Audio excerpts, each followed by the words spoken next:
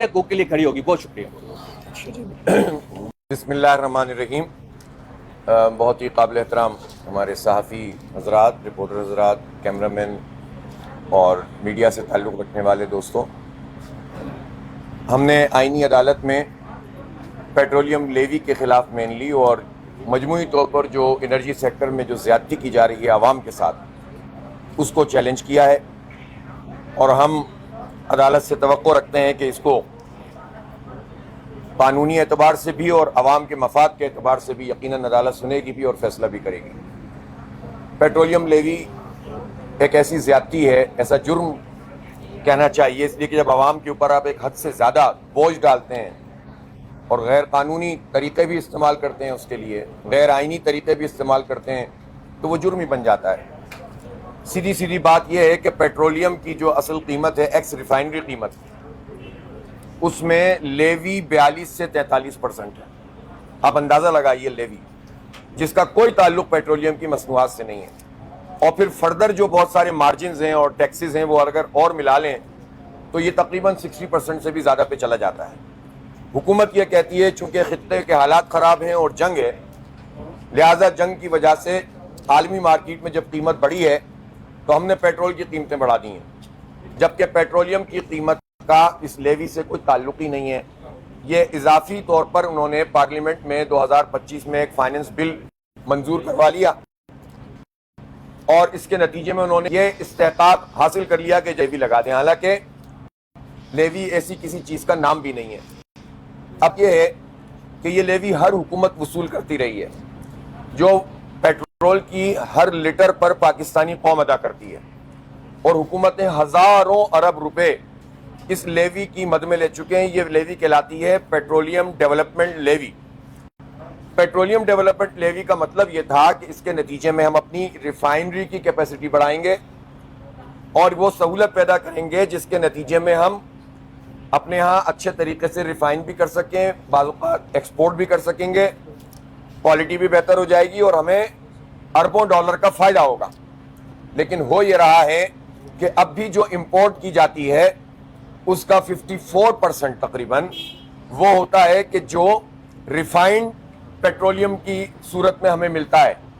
اگر ہمارے ہاں یہ ریفائنریز بہتر ہو جاتی اور یہ لیوی جو انہوں نے وصول کی تھی ان ریفائنریز میں لگ جاتی، تو پھر ہمیں ریفائنڈ پیٹرولیم کے بجائے کروڈ پیٹرولیم ہم لیتے اور ہمارے 6-7 ارب ڈالر بچ سکتے تھے.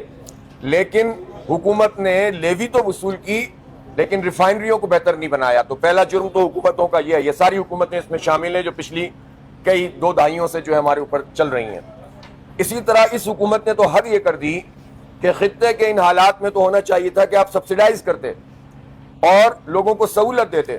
تو سہولت تو درکنار، پہلے انہوں نے جو قیمت عالمی مارکیٹ ہے اس کے تناسب سے ایکس ریفائنری قیمت، اور پھر اس کے بعد لیوی، اور لیوی میں بھی اضافہ کرتے چلے گئے، اور اب یہ 117 روپے فی لیٹر وصول کر رہے ہیں، جبکہ 2.5 روپے کی جو انوائرمنٹ کے نام پر لیوی لی جا رہی ہے وہ الگ ہے.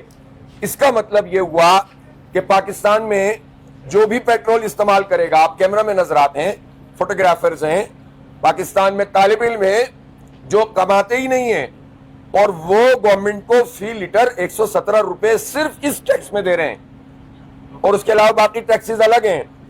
جو مڈل کلاس لوگ ہیں، جو بائکیا کا کام کرنے والے ہیں، جو فوڈ ڈیلیوری کا کام کرنے والے ہیں، سپلائز کا کام کرنے والے ہیں، یہ سارے غریب ہیں اور مڈل کلاس ہیں.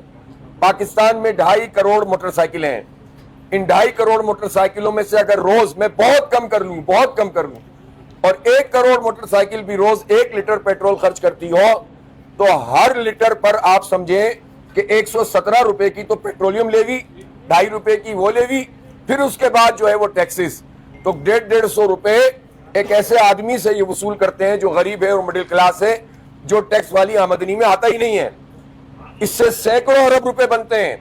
ایک اور بات سمجھ لیجئے، پچھلے سال اور اس سے پچھلے سال 1200 ارب روپے جمع کیے تھے گورنمنٹ نے اس لیوی کے ذریعے.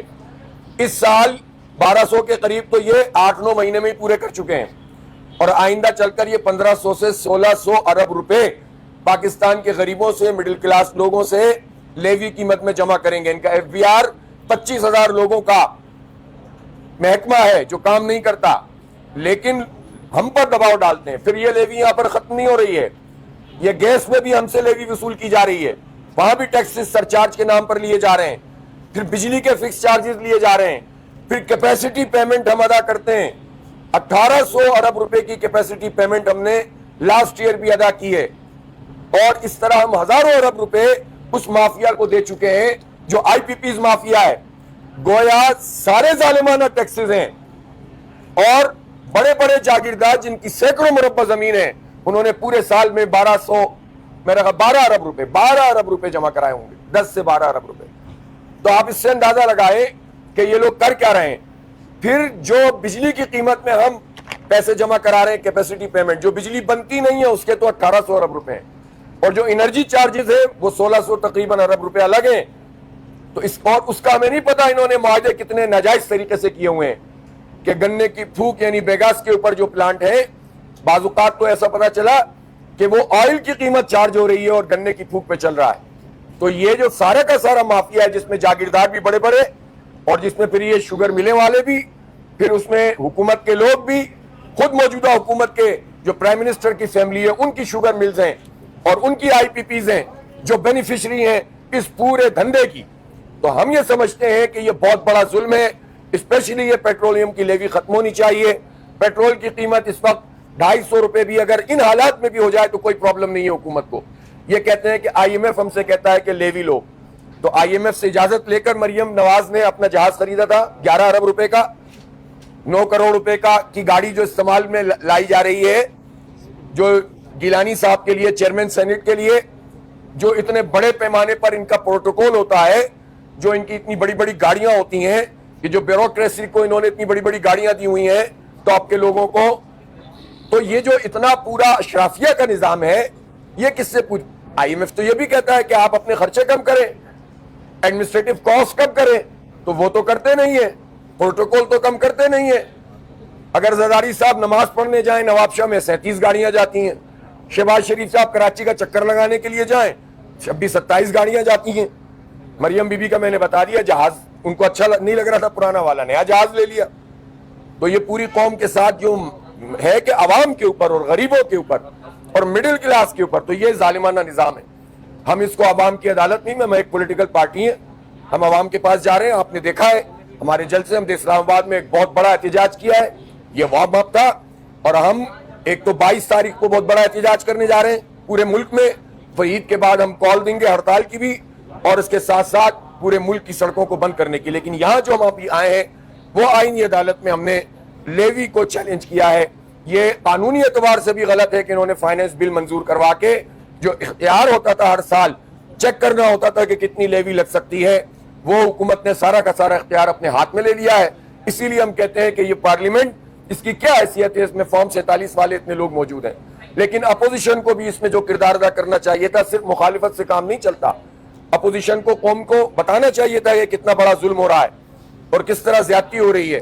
بہرحال جماعت اسلامی اس وقت اپوزیشن کا کردار ادا کر رہی ہے, اور عوام کے ساتھ ہم کھڑے ہیں. ہمارا اور کوئی کنسرن نہیں ہے, عوام کے جینوئن ایشوز ہیں, بجلی کی لوڈ شیڈنگ ہے, یہ بھاری بھاری بل ہیں, آئی پی پیز مافیا ہے, ری گیسیفیکیشن کے پلانٹ پر کیپیسٹی پیمنٹ ہم دے رہے ہیں, ایل این جی کا سرچارج بھی دے رہے ہیں, فکس چارجز بھی دے رہے ہیں, پھر یہ لیوی بھی دے رہے ہیں. یہ بہت بڑا ظلم ہے. عام لوگوں سے پیسے وصول کرتے ہو اور اپنی عیاشیاں ختم کرنے کے لیے تیار نہیں ہو.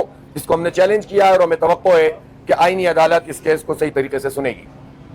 حافظ صاحب یہ بتائے گا, ایک طرف آپ جو ہے وہ تحریک کا آغاز کر رہے ہیں مہنگائی کے اوپر, پیٹرولیم لیوی کے اوپر کر چکے ہیں.